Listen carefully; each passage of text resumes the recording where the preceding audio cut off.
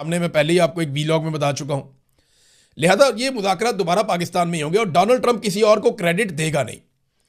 अच्छा, अगर किसी को ये लगता है ना कि ये हतमी तौर पे मुज़ाकरात में कोई नतीजा निकलेगा और ईरान को बहुत सारा कुछ मिल जाएगा, तो मेरे ख्याल में ये इस वक्त एक गलत फहमी है।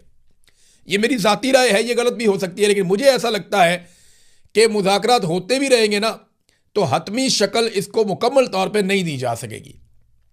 उसकी वजह यह है कि ईरान को बहुत कुछ ऐसा देना पड़ जाएगा फौरी तौर पे जिससे ईरान तरक्की करेगा और आगे बढ़ेगा।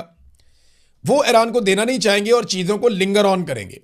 ये मामला अभी लंबा चलेगा और इस मामले के ऊपर नज़र रखेंगे, आपके साथ शेयर भी करते रहेंगे। अब आ जाए नाज़रीन, कुछ बड़ी अहम खबरें हैं मेरे पास, मैं आपके साथ शेयर करना चाहता हूँ पाकिस्तान तहरीक इंसाफ के हवाले से। इमरान खान साहब की बहनों में और पाकिस्तान तहरीक इंसाफ में एक जंग चल पड़ी है। इमरान खान साहब की बहनों पे कभी कोई इल्ज़ाम लगाता है, कभी कोई उठता है वो इल्ज़ाम लगाता है, कभी कोई और उठता है वो उनके ऊपर भड़क पड़ता है। तो इमरान खान की फैमिली को बार बार निशाना बनाया जाता है।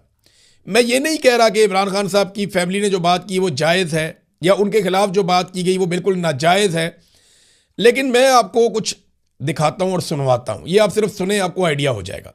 समझने की वजह से कहा है और अफसोसनाक है और बिल्कुल मैं इस जुमले को रद्द करता हूं। सर ये बताइएगा सर कि जो इस वक्त क़यादत है वो इस वक्त अपने ओहदों के साथ इंसाफ नहीं कर रही और साथ मैं लानत भेजता हूं हर ओहदे पर। किसी ओहदे की किसी को ख्वाहिश नहीं, कम से कम मुझे कोई ख्वाहिश नहीं थी। ये ओहदा मुझ पर थोपा गया है। मैंने खान साहब से 10 दफा कहा था कि मैं ये ओहदा नहीं लेना चाहता। ओहदे के बाद 3 दफा मैं उनको पैगाम भेज चुका हूं। उसके जवाब में एक दफा उन्होंने तीनों बहनों को मेरे दफ्तर भेजा, या कि मेरे सामने बैठी। इन्होंने मुझे कहा कि खान साहब ने कभी जिंदगी में किसी के बारे में ये नहीं कहा कि उससे जाकर मेरी तरफ से ये दरखास्त करो कि वो मत छोड़े इस ओहदे को। इसलिए सिर्फ मैं इस ओहदे पर कायम हूं। एक लम्हे के लिए भी मैं ये ओहदा नहीं रखना चाहता और मैं अपना इस्तीफा फिर भिजवाऊंगा खान साहब को। मैं छोड़ इसलिए नहीं सकता कि खान साहब ने एक जिम्मेदारी मुझ पर डाली है। मेरी ये ख्वाहिश है कि अगली मीटिंग जब उनसे होती है तो मेरी ख्वाहिश उन तक पहुंचाई जाए और मैं ख्वाहिश करूंगा कि वो मेरी बात को माने। तो नादरीन, ये आपने सुना सलमान अकरम राजा साहब को, कितने जज्बाती और गुस्से में बात कर रहे थे। मेरा एक सादा सा सवाल है कि क्या सलमान अकरम राजा साहब इन्हीं जज्बात के साथ पाकिस्तान में जालिमों के सरगना के खिलाफ बात कर सकते हैं? क्या इसी तरीके से जो इमरान खान साहब